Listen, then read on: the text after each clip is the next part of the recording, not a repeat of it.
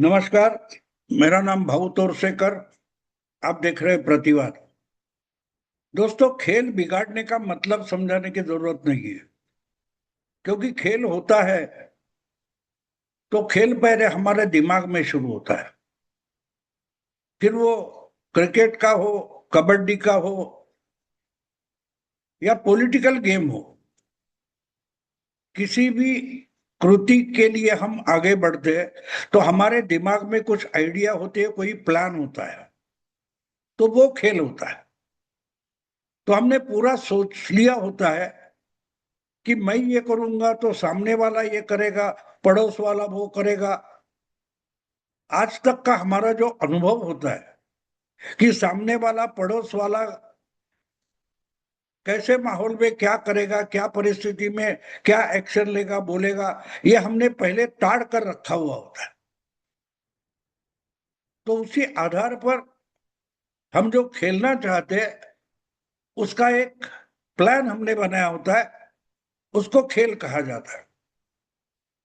जो हमने सोचा है उसी तरीके से सामने वाला या पड़ोसी या और कोई उसी तरीके से पेश आते हैं तो हमारा खेल सक्सेसफुल हो जाता है। अगर उसमें थोड़ा भी कुछ बिगाड़ हो जाए तो खेल बिगड़ जाता है। मैं इसलिए बोल रहा हूं कि रामचंद्रन नाम के एक डॉक्टर है, ये दिमाग पर काम करते हैं, न्यूरो सर्जन वगैरह उनको बोला जाता है, और दुनिया में उनका बहुत नाम है। यूरोप हो या अमेरिका हो, हर जगह से दिमाग के बारे में कोई कॉम्प्लिकेटेड केस होती है तो उनको बुलाया जाता है, और उन्होंने बहुत कुछ समझाया है। उनके बहुत सारे वीडियो इंटरनेट पर उपलब्ध है कि हमारा दिमाग कैसे काम करता है। तो एक उनका इंटरव्यू मैंने देखा था, तो उन्होंने, वो गाड़ी चला रहे थे और गाड़ी चलाते वक्त उनका इंटरव्यू चल रहा है, रिकॉर्डिंग चल रहा है, बीच बीच में वो गाड़ी चला रहे हैं और पीछे कैमरा की तरफ मुड़कर बोलते हैं। तो उसी संदर्भ में उन्होंने एक खुलासा किया। वो बोले, देखो मैं गाड़ी तो सामने चला रहा हूं और बीच बीच में मुड़कर पीछे देख रहा हूं, लेकिन एक्सीडेंट तो नहीं हुआ, ना शायद होगा। मैंने शायद इसलिए बोल रहा हूं नहीं होगा क्योंकि ये जो रास्ता है वो मेरा हमेशा का रास्ता है। इसी रास्ते से मैं आता जाता रहता हूं, अस्पताल हो, घर हो, और इसीलिए मैं गाड़ी चला रहा हूं। तो सामने जो रास्ता है वो मेरे परिचय का है, कहाँ कौन सा मोड़ है, कहाँ सिग्नल है, कहाँ से गाड़ी आ सकती है, ये सारी चीजें मेरे दिमाग में बकी है। और इसलिए एक आध मिनट के लिए मैं अगर मुड़ जाऊं कैमरे की तरफ और मेरा ध्यान रास्ते पर सामने रही नहीं रहेगा, फिर भी मैं निकल जाता हूं। इसका कारण मेरे दिमाग में ये रास्ता छपा हुआ है। लेकिन आज अचानक कुछ हो जाए तो एक्सीडेंट जरूर होगा, क्योंकि उसका प्लानिंग तो मेरे दिमाग में है नहीं। प्लानिंग तो नहीं है। खेल बिगाड़ने का मतलब गाड़ी का वो एक्सीडेंट हो जाना होता है। तो रास्ता यहां से जाएंगे, यहां मोड़ होगा, ये होगा, वो होगा, ये सिग्नल वगैरह वगैरह, रास्ता साफ होगा। सामने वाला गाड़ी लेकर आ रहा है तो मेरे को ठोकेगा नहीं, ये भी मैंने गृहित पकड़ा है। तो खेल बिगड़ता है तब जब आपने जो प्लान बनाया है उसमें कोई गड़बड़ हो जाती। तो इसलिए मैंने जो इस सब्जेक्ट को शीर्षक दिया है, हेडिंग दिया है कि कोचिंग वाले रोशन आनंद ने अखिलेश का खेल बिगाड़ दिया। इसका मतलब समझो आप। इसका मतलब ये है कि बहुत जल्दी 6-7 महीने में उत्तर प्रदेश का और और 4 राज्यों का जो विधानसभा चुनाव आने वाला है, उसके लिए जो तैयारियां आज तक के अनुभव और आज तक की तैयारी के आधार पर समाजवादी पार्टी के सबसे बड़े नेता अखिलेश यादव ने जो प्लान बनाया है, वो चुनाव जीतने के लिए या लड़ने के लिए, उसमें जो उन्होंने प्रिज्यूम किया है अगर उसमें गड़बड़ हो जाती है, यानी एक चौराहे पर अचानक कोई गाड़ी अचानक से सामने आ जाए या सामने वाला सीधा आकर ठोक दे, ये जो गड़बड़ होती है, बिल्कुल यही गड़बड़ यहां होती है। जो प्लान अखिलेश ने चुनाव जीतने के लिए बनाया, पीडीए वगैरह वो बोलते हैं, या पुराने जमाने में उसको एमवाई बोला जाता था, यादव और मुस्लिम। यानी ये अलग अलग वोट बैंक है, यादवों की वोट बैंक, मुस्लिमों की वोट बैंक। कभी पीडीए बोलेंगे तो पिछड़ा, दलित और अल्पसंख्यक वगैरह वगैरह, या आदिवासी भी बोला जाता है, वो छोड़ो। लेकिन जो बात अखिलेश ने दिमाग में रखी है, उसमें एक गड़बड़ ये है कि उत्तर प्रदेश में जितना मुस्लिम वोट बैंक है, संख्या बल है, उससे बहुत कम यादवों का है। लेकिन कम से कम यादव होकर भी ज्यादा से ज्यादा सीटें यादवों को दी जाती है, ये तो पहले से तकरार थी, पहले से तकरार थी। फिर भी यादव और मुस्लिम समीकरण चलता रहा। अब परिस्थितियां कैसे बदलती गई है, ये कहने की जरूरत नहीं। एक तो बांग्लादेश में जो दीपू दास को जलाया गया और हिंदुओं के खिलाफ बड़े बड़े दंगे और हिंसा हो गई, उसका प्रभाव भारतीय जनमानस पर और भारत के हिंदुओं पर पड़ा है। और पिछले कम से कम 2 साल से हम उसका प्रभाव लगातार हर चुनाव में देख रहे हैं। 2024 के चुनाव में मोदी जी अपना बहुमत गवा बैठे, फिर भी गठबंधन के आधार पर वो तीसरी बार प्रधानमंत्री बने। तो क्या हुआ, 24 में एक बात हो गई कि बीजेपी के हार जाने के बाद 2 महीने में बांग्लादेश में जो चुनकर आई हुई सरकार थी शेख हसीना वाजेद की, उसके खिलाफ जिहादी मुस्लिम मेंटेलिटी ने बगावत कर दी और हसीना वाजेद को अपना देश, मातृभूमि छोड़कर भागना पड़ा। वो पिछले 2 सालों से हमारे भारत में आश्रय लेके बैठी है। लेकिन वो जो राजनीति की लड़ाई थी, वो हिंदुओं के खिलाफ जाने की कोई जरूरत नहीं थी। लेकिन हसीना वाजेद के खिलाफ जो आंदोलन शुरू हुआ, उसमें सबसे बड़ी हिंसा हिंदुओं के खिलाफ हो गई। और पहली बार होगा शायद बंगाल में, बांग्लादेश में बड़ी संख्या में हिंदू रास्ते पर उतर गए और भारत में भारत की हिंदुओं की मानसिकता पर उसका बड़ा प्रभाव हो गया। और उसका पहला परिणाम हमने हरियाणा में देखा। कोई मानता नहीं था कि हरियाणा बीजेपी जीतेगी, तीसरी बार जीत गई। महाराष्ट्र में बटोगे तो कटोगे चल गया। केजरीवाल दिल्ली हार गए, बिहार, और अब बंगाल। बंगाल की जीत तो हिंदुओं का सबसे बड़ा हुंकार है। पिछले कुछ 20-25 साल से, 30 साल से तो हिंदुओं को जातियों में बांटकर सेक्युलर, लिबरल और जिहादी चुनाव जीत रहे थे, उसका काट इस हिंदू कार्ड ने किया। और इसीलिए बंगाल जो जीतने का सपना भी बीजेपी ने नहीं देखना चाहिए, ऐसा पॉलिटिकल पंडित कहते थे, वही बंगाल, भाजपा ने पश्चिम बंगाल हिंदुत्व के नाम पर जीत लिया, ना कि मोदी के चेहरे पर, ना कि शुभेंदु अधिकारी के चेहरे पर। हिंदुत्व के नाम पर, जय श्री राम के नाम पर बंगाल बीजेपी ने जीत लिया। और ये सबसे बड़ा सबूत है कि अपनी जाति बाती को छोड़कर, कास्ट को छोड़कर हिंदू वोट करने लगा है। बिहार हो या बंगाल हो या महाराष्ट्र हो, ये उसके सबसे बड़े सबूत है।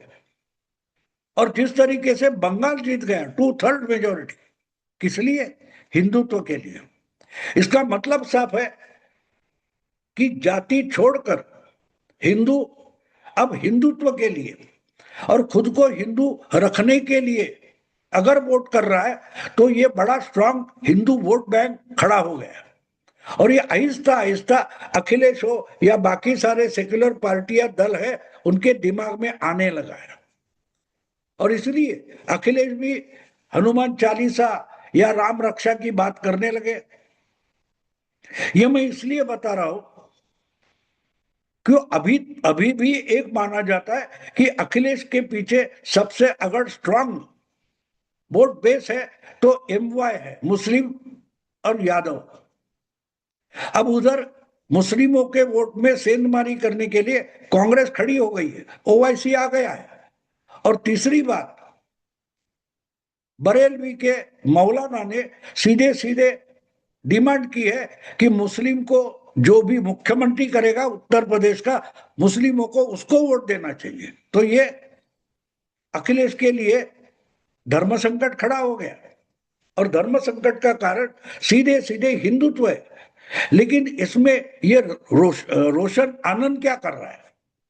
तो रोशन आनंद एक कोचिंग करने वाला क्लास वाला है। जैसे कोटा में हो, दिल्ली में हो, मुंबई महाराष्ट्र में हो, वैसे पटना में जो कोचिंग क्लासेस चलते उसमें से एक नाम बहुत चर्चित होता है, वो खान सर का होता है, फैजल खान। और दूसरे उसके कंपटीशन में थे रोशन आनंद। और रोशन आनंद और फैजल खान की जो कंपटीशन चल रही थी वो खून खराबे तक आ गई। उस रोशन आनंद के खिलाफ जो कंप्लेंट खान सर ने की थी, फैजल खान ने की थी, इसके कारण रोशन आनंद को एफआईआर के आधार पर अरेस्ट किया गया, गिरफ्तार किया गया, जेल जाना पड़ा। और रोशन आनंद के भाई प्रिंस यादव, उसकी हत्या हो गई। अब मामला यहां तक आया है कि खान सर के खिलाफ भी एफआईआर दर्ज हो गया कि खान सर ने अपने कोई बॉडीगार्ड है उसको गोली फायर करने को कहा था, वगैरह वगैरह। वो मैं उस पचड़े में नहीं जाना चाहता। लेकिन खान सर के खिलाफ जब कंप्लेंट और एफआईआर हो गई, उसके बाद एक एक खान सर के यानी फैजल खान के कारनामे बाहर आना शुरू हो गए। और उसके बाद जब उन पर कंप्लेंट हो गई तो जमानत मिलने तक फैजल खान छुप कर बैठे थे, छुप कर बैठे थे। और जब ये सब मामला यहां तक पहुंच गया तो रोशन आनंद को जमानत मिल गई। खान सर के क्लास पर, कोचिंग क्लास पर रोशन आनंद ने हमला किया, ये आरोप था, ये कंप्लेंट थी। इसलिए रोशन आनंद को जेल जाना पड़ा था। लेकिन उसको जमानत मिलने के बाद जब रोशन आनंद प्रेस के सामने आ गया, मीडिया के सामने आ गया, उसने बोलते बोलते अचानक अपना गुस्सा जाहिर करते हुए घोषणा कर दी, मैं सनातनी हिंदू हूं। और रोशन आनंद कौन है? यादव है। भले वो पटना का है, कोई बात नहीं, बिहार का है, यूपी का नहीं है, फिर भी ये मामला फैजल खान और उसके खिलाफ रोशन आनंद यादव बन गया। तो यादव मुस्लिम समीकरण जो है उसका खेल रोशन आनंद ने बिगाड़ दिया। फैजल खान ने मुझ पर हमला किया, वो हिंदुओं पर, सनातनी हिंदू पर हमला है। उसने ये नहीं कहा कि यादवों पर हमला है। हम यादव है, लेकिन यादव भी सनातनी हिंदू होते हैं, सनातन धर्म का पालन करते हैं, वैसा आचरण करते हैं। और जो हमला किया गया वो रोशन आनंद पर नहीं, रोशन आनंद नाम के सनातनी हिंदू पर हमला हुआ जो सनातनी हिंदू है। अब ये बात आहिस्ते आहिस्ते पूरे बिहार और उत्तर भारत में फैलते जा रही है। और उसका परिणाम उत्तर प्रदेश के विधानसभा में जो एमवाय समीकरण है उसको पूरा बिगाड़ते जाएगा। आज उसका फायदा बीजेपी ने नहीं उठाया, लेकिन मामला बुझ न जाए, रुक न जाए, ये तो बीजेपी ठीक ढंग से हैंडल कर रही है। इसका कारण ये कि अभी वोटिंग नहीं है। चुनाव का मामला जब गर्मा जाता है तब ऐसे मुद्दे सामने लाओगे तो वोटिंग पर उसका परिणाम होता है। तो अभी बीजेपी इस पर ज्यादा नहीं बोल रही है, हाँ, लेकिन बीजेपी के अलग अलग जो उपक्रम है वो उस पर बातें कर रहे हैं, और ये आहिस्ते आहिस्ते बटोगे तो कटोगे लेवल पर जा रहा है। खान सर का कोचिंग और रोशन आनंद यादव का कोचिंग, इसमें जो कंपटीशन थी वो अब धार्मिक मामले पर आ गई है, और उसमें सबसे बड़ा फैक्टर यह है कि रोशन आनंद यादव है। तो यादव क्या मुस्लिमों के साथ जा सकता है? अभी तक तो जाता रहा, या कम से कम ये हमको एनालिस्ट बताते रहे, पत्रकार बताते रहे, मीडिया बताता रहा। असलियत कितनी है पता नहीं, लेकिन मुस्लिम यादव का जो वोट बैंक है उसके आधार पर समाजवादी पार्टी और अखिलेश का पूरा गेम खड़ा रहता है। अगर वो बेस ही ध्वस्त किया गया, रोशन आनंद नाम के एक कोचिंग वाले ने खुद को यादव होकर भी सनातनी हिंदू घोषित किया, तो मानो आहिस्ता आहिस्ता ये बात आसपास के राज्यों में, जिलों में फैलती जाती है कि यादव सनातनी हिंदू है। और सनातनी हिंदू यादव पर फैजल खान नाम के एक मुस्लिम ने अपनी ताकत दिखाने के लिए हमला किया है। अगर यादव और सनातनी बट गए तो रोशन पराजित नहीं होगा, पराजित सनातनी हिंदू होगा। तो रोशन आनंद यादव की जीत अगर चाहिए तो वो सनातन की जीत होनी चाहिए, और ये मामला उत्तर प्रदेश में अखिलेश यादव का पूरा खेल बिगाड़ सकती है। दोस्तों अभी यही रुकता हूं। अगर वीडियो पसंद आए तो लाइक कीजिए, शेयर कीजिए और प्रतिवाद को सब्सक्राइब कीजिए। नमस्कार।